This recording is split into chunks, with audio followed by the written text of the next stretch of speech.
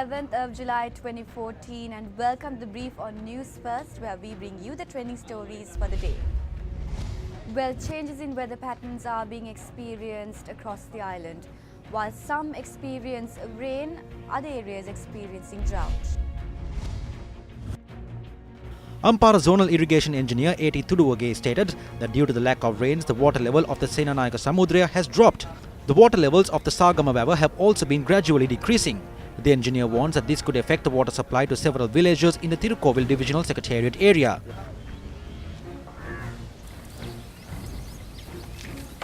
The extreme weather conditions also caused the Sippikulama River in the Hambantota district to virtually dry up. The water levels of the Julgamu River and the New Julgamu River reduced due to the water levels of the Bandagiriya tank decreasing. Then we will face a situation where we won't have water to drink. The Pathok River, Meegas River and Kunkuna River located in the Polonnaru district have also dried up.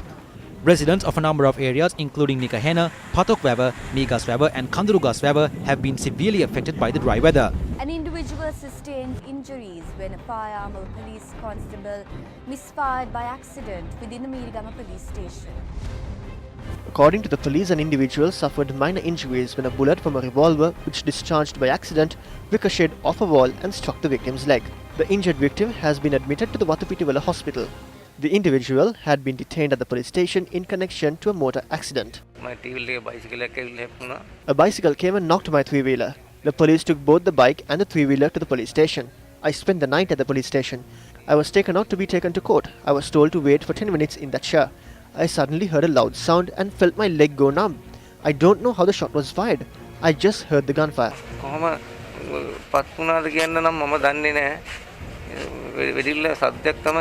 Investigations into the incident are continuing. Australian Minister of Foreign Affairs Julie Bishop stated that the government will not comment on the 153 asylum seekers as the matter is now before the law. Well, this is a matter part heard before the court, Chris, and I'm not going to comment on matters that are in the midst of a judicial hearing. That would be entirely inappropriate. Any matter that involves the people smuggling trade is subject to the policies of Operation Sovereign Borders under the command of General Campbell. And part of the success to date has been not to provide with the people smugglers with information that they use to ply their trade. Meanwhile, here in Sri Lanka, Navy Commander Vice Admiral Jayantha Pereira spoke to Newsfirst in Kandy and shared these thoughts.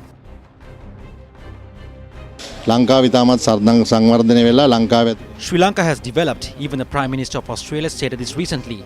That is why 41 people who travelled there were returned to the country. They believe that Sri Lanka is secure. They understand that there is no longer reason for people to leave the country.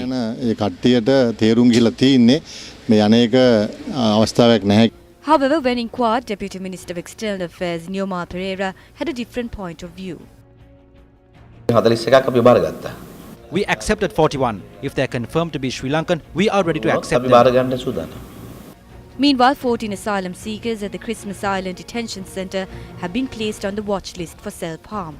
According to Australian media reports earlier this week, a group of asylum seeker mothers who gave birth to children in Australia threatened to commit suicide in a bid to have their children resettled in Australia. They have been placed under 24-hour surveillance. This will be Indian Prime Minister Narendra Modi's first major test of his reform credentials amid early doubts about his willingness to make unpopular decisions. The budget is expected to unveil bold reforms in a bid to turn around an economy growing at decade lows, but there won't be major changes to taxes, according to a Reuters survey. Foreign banks watching India have played up expectations of strong action on tax reforms, privatization and subsidy cuts after the young government's drumbeats in recent weeks. Our bureau correspondent from India, Sarmista Sarkar, now joins us over the phone with an update on the budget that was presented earlier today. This was the first budget under the new Modi government. People were really skeptical. They were really looking forward to this budget. Many analysts are of the opinion that previously to big-ticket events, that those are the economic survey and the railway budget, failed to impress the markets, and for that reason the expectations were more. In this context, it should also be mentioned that the BSE Sensex has plunged 518 points so far in this week in the run-up to the budget, as of the data collected till 9th of July. So far, the budget is quite promising. People were hoping that it's going to be very conducive for the middle class, and as of now, what we can see, the reactions have just started coming in. People are more or less happy. The general people are having a positive idea about this budget. Samitra Sarkar, India. Next is a look at the forex rates.